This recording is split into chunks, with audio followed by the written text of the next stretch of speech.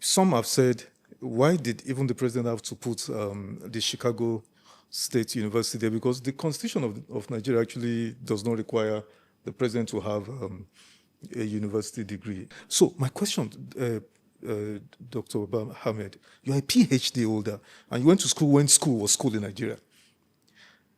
How does Nigeria expect to compete with her peer in the world, the likes of Malaysia that would like to reference Singapore, Taiwan, Indonesia? I mean, whenever we're talking about the developed countries, how do we expect to compete if our criteria for selecting leadership? Now we're talking about the number one job, the highest office in the land. And we bring down the bar. We dug the ground and put the bar there, that you don't have to have gone to school. Can you speak to this, sir? Well, let's go back to the original question you raised. How is it, why should we tolerate a situation where the president jumps from primary school? I'm assuming he mentioned the primary school he attended. He mentioned, I didn't look at the data very closely. He didn't mention any primary school or secondary school. Well, this is why a lot of people are saying this should be challenged. Our constitution says you must have been educated to secondary school level. Exactly. If you don't tell us where you went to primary school, you don't mention which secondary school you went to, which is the threshold for our constitution.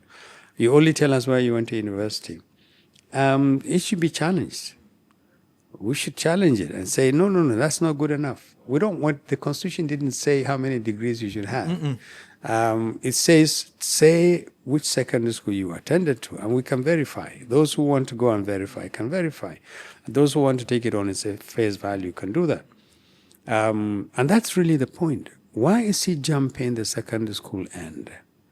In America, it is possible to go to university, quite possible, without secondary school, as we understand it here.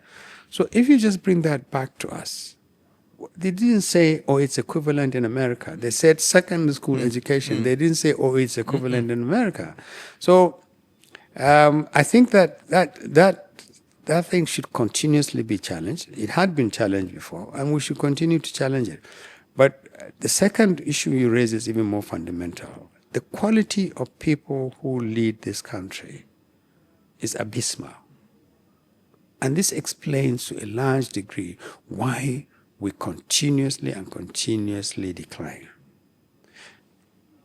The preparation for power, their background, their preparations for power, is next to nothing. Let's go back to 1999. President Obasanjo was head of state before then. He was a military man. He fought a war, became number 2 in the country, became head of state by virtue of being a soldier. I don't know how much intelligence or learning you require to be, but let's be fair to him. He must have been some kind of good officer, to have been a frontline officer, won a war, became number 2 to Murtala and stepped into Murtala's shoes when Murtala died. I worked with Obasanjo from 1999. I was in the government before he became president. And the few of us who thought we knew the theory of government were exposed to a military leader who had transited to a civilian leader. Obasanjo was naturally he's actually an intelligent person, but intelligence is not necessarily a good preparation for on its own. Absolutely. It's not a good preparation for leadership. But he was intelligent, and he had a knack for looking for intelligent people and accomplished people to run his government. At least in the first 3-4 years of his life. Towards the end, I can't say the same thing. I think he became a victim of this idea that it's not just enough to be surrounded by power. You have to control those people who also have the power. And then I think that is where the mistake began in his own case. That it's not enough to run a good government, but you must be absolutely the number one. And brook no objection, no hostility, no threat. Umar Yar'Adua was actually a very brilliant person. I think his background, he was a bit of a rebel. Even as a governor, he was very unconventional. He became a president, and he humbled himself enough to let a few of us close to him to say, how do I do this? And he created a small think tank around him, and we did a lot of his thinking for him.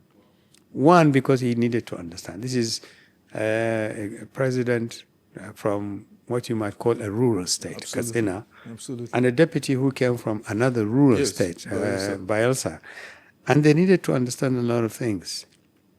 And they were willing, particularly Umar Adwa. Yes, he was willing to do that. His seven-point agenda, some of it he came with from Katsina, but a lot of it was knocked together here in Abuja because he opened his door and identified people who can help him to run it.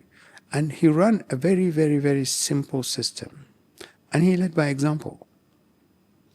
It was incredible. I can tell you, the very last summit of the OAU, when OAU ceased to be OAU, it transited into AU, took place in Ghana. And I was then the permanent secretary in foreign affairs, and I traveled with him. And we were lodged in a building that was smelling of even paint, because the Ghanaian government, which was hosting, was literally finishing these buildings as heads of state were moving in. But he went with his wife, and it wasn't a problem. We put up with it. The next day, we came for breakfast, and as usual, the breakfast, Malam Umar Yar'Adua's breakfast was bread and butter and tea. And everybody had to eat that. Everybody. And as no we breakfast fit for a king. No, as we were having the breakfast, the Ghanaian foreign minister walked in to pay his respects and then to brief our president on how the day was going to go. And he sat there, and I could see he was shocked when he saw the way we were eating. And there were about 8 or 9 of us. And the president was there, his wife was there. And as I was walking him out, he came with his permanent secretary. I was walking the permanent secretary, and he said, I saw your president eating bread and butter. I said, yes, that's his breakfast. He said, is it for health reason? And I said, no, that's how he eats. Now, I mentioned this only because I think that somewhere, I think we lost this idea of a servant leader, a president who will see himself essentially as serving the people rather than people serving him. Amenable, available, open, simple, and you don't have to throw your weight around for Nigerians to know you're a president.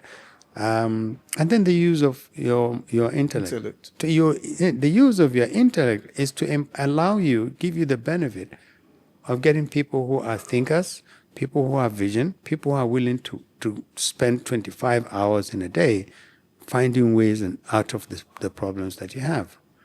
We lost that. Jonathan, I'm afraid, was not a thinking administration.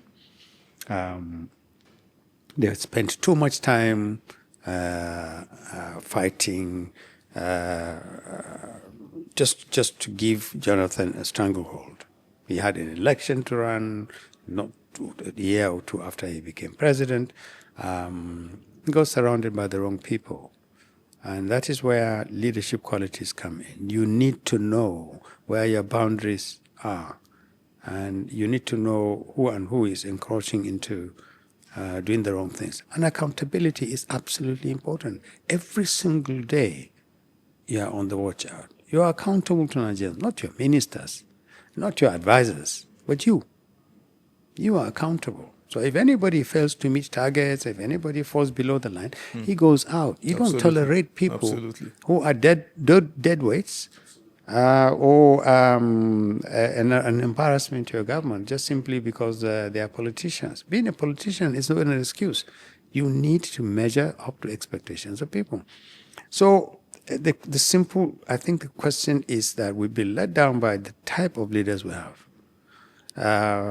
And it has been consistent all the way to now. Still interrogating this President Tinubu persona or phenomenon, as the case may be. I had former SGF, Olawale, I'm sure you must know him very well. You guys must have been in ABU together. We worked together in ADC, in CPC and ADC. Okay. Were you in school at the same time? Were you No. in ABU? I was in ABU. I didn't know him in ABU. Ah, really? I finished in 1977. I don't know when he finished. Okay. No, I think you must have been, that must have been earlier, or maybe about the same time. Because you're about the same age, 71, 72. Yeah. But I didn't know him very much. I met him in APC, and we campaigned for Buhari together. Yeah. Okay. Anyway, he had some comments, a lot to say. That video went viral everywhere, on President Tinubu. He said President Tinubu has morphed from a Democrat into a dictator. And in his own opinion, the president shouldn't go for a second term. He should go take care of his health. I mean, if you said all you wanted to be was to be president, you've achieved that. For the sake of the country, let's go and go take care of it. I want you to respond to that. I'm one of the first Nigerians who openly said that the greatest service Tinubu will render this country is not to have been president. After you achieve your president, please don't run again. Please. For this country, for your own sake, don't run again. And I'm still saying so. He has nothing left to offer. You've been president for 4 years. The records will always show you were president. You didn't do very well. The statistics that you dish out will tell you that, did reforms and they paid out. The reality on the ground is that you're quite possibly the worst president Nigeria ever had. Really, sir? Yes. I mean, look, the problem is the disconnect between the government and the people. Catholic bishops went to the president. These are highly respected people. He must have thought, this is a good outing for me. Otherwise, he wouldn't even have agreed to meet them. Everybody knows them. They went to him, politely said to him, Mr. President, the people are not happy with you. They are hungry. They are insecure. There are a lot of problems running in the country. For every issue they raise, he said, no, you're wrong. I am right. There is no hunger in this country. What you're saying is not true. Now, for goodness sake, a president in charge of his faculties, in charge of a country that should have prepared him, would not do this. You could say, well, there are issues about hunger and we acknowledge the fact that our reforms have failed to yield dividends. They're either long yielding or they've suffered from design problems or implementation problems. No. He says no. The Nigeria you're painting is not the Nigeria I know. Now, so we have to ask the question, what Nigeria do you know, sir? Which Nigeria do you live in? You live in a Nigeria that lives in your head. And the ones that people tell you, oh, you're a great president, sir. You're doing everything right. And who are these people? The people around him in the villa, all the politicians he had gathered in his room in anticipation that in 2027 he can come back and win an election again. Everybody is telling him, sir, you're the greatest president in this country. I mean, it will take a superhuman not to believe that kind of thing. And yet, the more he believes that his reform is on course, he has done well, okay, it may take some little time to show, but we've done well. Well enough in 3 years' time to make this country more unlivable. A lot of security is becoming worse. Poverty is becoming worse. Young people are losing faith that this country will ever be good enough for them to live in. This is the Nigeria he's leaving behind. So how else do you judge President Tinubu? Other than the fact that he satisfied a personal ambition to be president. And beyond that, he did nothing. We would interrogate the meeting between the bishops and the president and the response of his team in particular. But back to Baba-Ahmed, sir.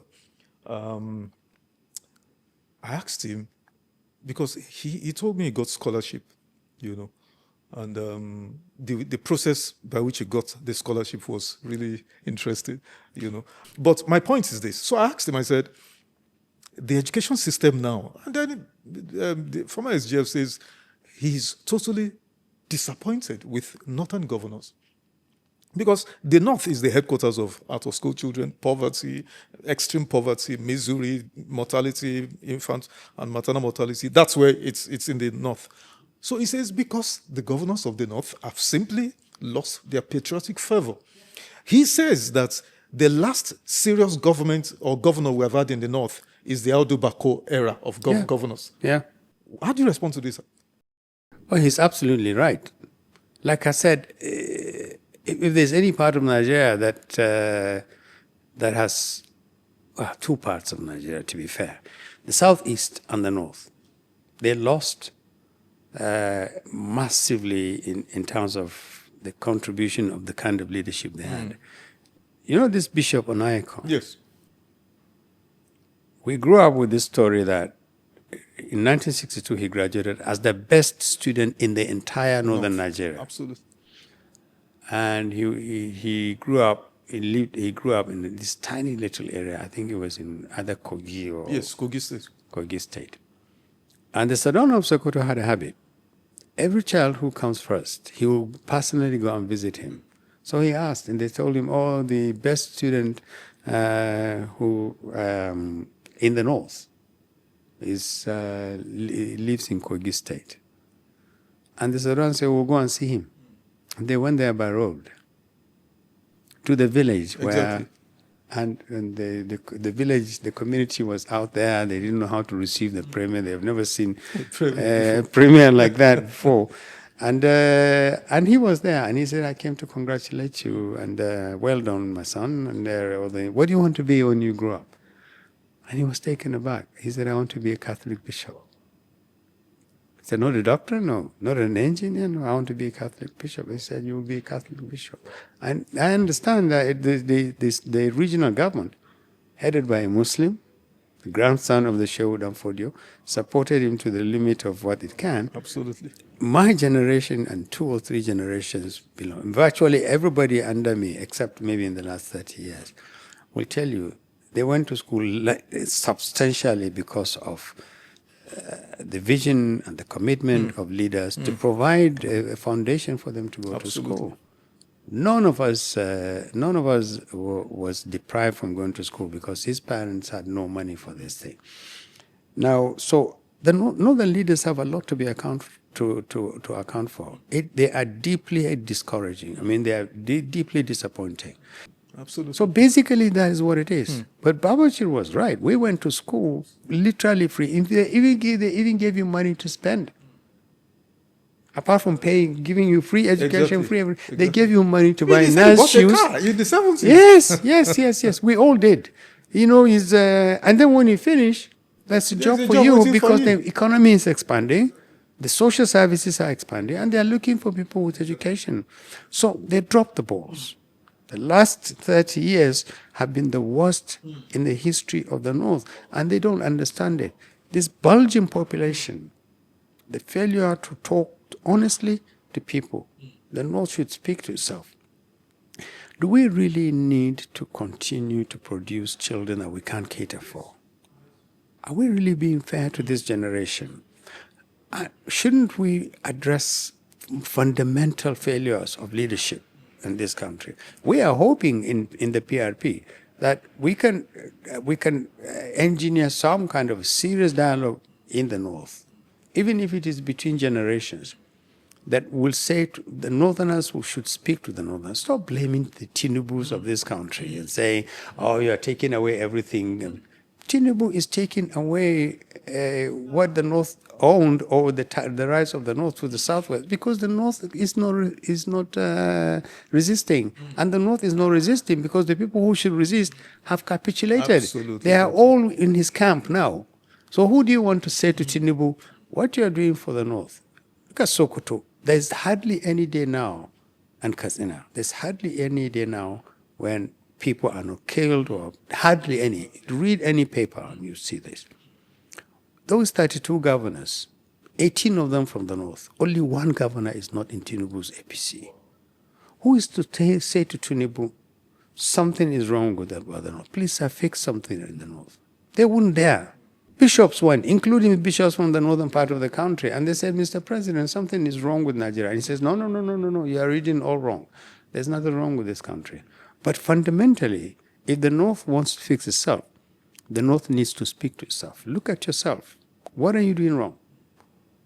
All the power is centered around governors, all of it. Now, if these governors now also decamp and say, no, to hell with what is going on in the north, we want to be re-elected, so we want to go and become cheerleaders to President Tinubu, then the north is finished.